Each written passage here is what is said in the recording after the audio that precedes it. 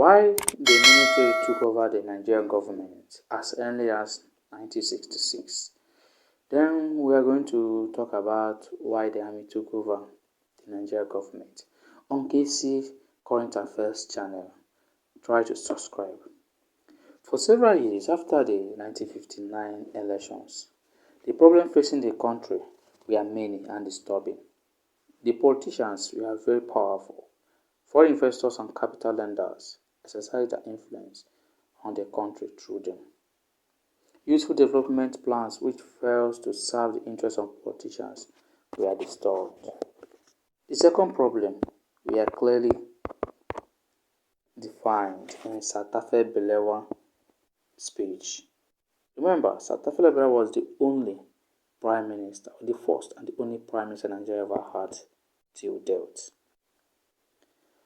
Moreover, the country in 1960 was ruled by a coalition government of Northern People's Congress, the NPC, and the National Convention of Nigerian Citizens, the NCNC. Action Group was leading opposition at for that time because they had no seat in the federal representative. Prior to 1962, each of these three major political parties was the greatest party in one of their three regions. The NNPC had dominated the northern politics because more than half of Nigerian population was estimated to live in the north.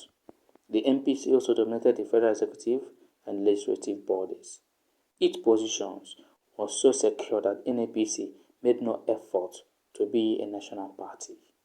The NCNC was nationally organized, it was popular in parts of the west and particularly powerful in the east.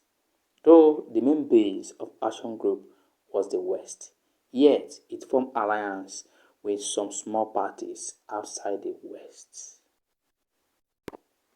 The west at the federal level was not influential. This was because the Action Group was in opposition. Many Yorubas did not like the situation. They felt that the exclusion of the Action Group from the coalition was the exclusion of the West from participating in the federal power. The dissatisfaction was dangerous and should have been corrected because of the three largest ethnic groups in the country. The Hausa, Fulani, Yoruba and Igbo had large population enough to form a country, and therefore each was too powerful and it could throw the country into crisis if it felt excluded from power or discriminated against each other. In 1962, Chief S.L. Akintola and his group defied the leadership of Chief Awolowo. There was a split. There were maneuvers resulting in the declaration of a state of emergency in the west, with support from the northern-dominated federal government. Chief S.L. Akintola, the Western Premier, was able to wrest control of the region from his more popular rivals, which is known as Chief Obafemi Awolowo. Chief Akintola Group joined the western branch of NCNC and formed the government of the western region. Chief Awolowo and some members of his group were tried in the charges of treasonable felony and conspiracy. He was eventually detained and convicted in 1963. This action was regarded by many Westerners as a result of their exclusion from power, and they did not like it.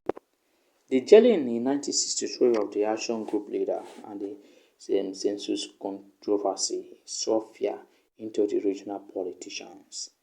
The Northern People's Congress dominated the federal government. It was not national in character, and there was no sign that it would be. The abilities of the federal government to determine the political futures of the region had been demonstrated in the West. Each region felt politically and regional politicians of the East and West felt personally insecure, although NCNC was at one time in alliance with the ruling NPC. The East felt it was being frozen out of the national affairs. The feeling reached a climax in December 1964 when the first federal elections since independence were held. Chief Akintola not maneuvered the Western NCNC. He succeeded in getting some members of the Western NCNC to form another party, the National Democratic Party, headed by Chief Akintola himself, and he allied the party with the NPC to form the Nigerian National Alliance, NNA. The NCNC and the Action Group allied themselves and became the United Progressive Grand Alliance.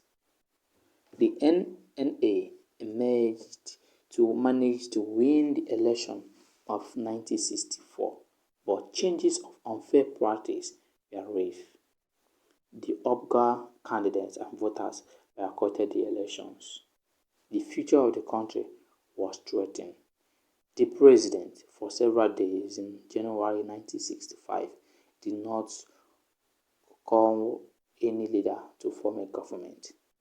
Finally, a coalition federal government was agreed and formed. The problem was still there because NNA has such strong representatives than the UPGA.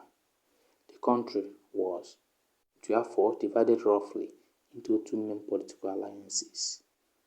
The split in the Action Group, the emergency in the West, and crisis over the elections of the 1964 greatly weakened the bond of trust among peoples.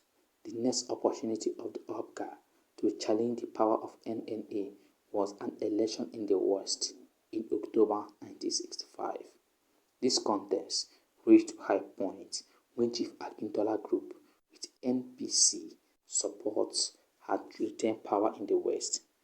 Charges of rigging were made and were widely believed. The election were, however, declared legal. The results were announced but was followed by widespread disturbance in the West. Many people were killed and property destroyed. In the early hours of the morning, July 15, 1966, a section of the Nigerian Army revolted in Lagos, Enugu, Ibadan, and Kaduna. Many leading politicians, including the Prime Minister and the members of the North and West, were killed.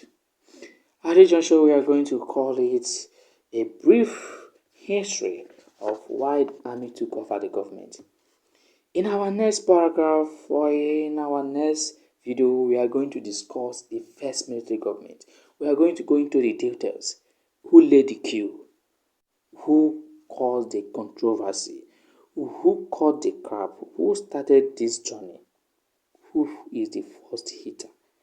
Who caught the head of the first prime minister of this particular, the first and the most prominent military coup that took place on January 1966. We call it a day. Remember to subscribe at Basic Current Affairs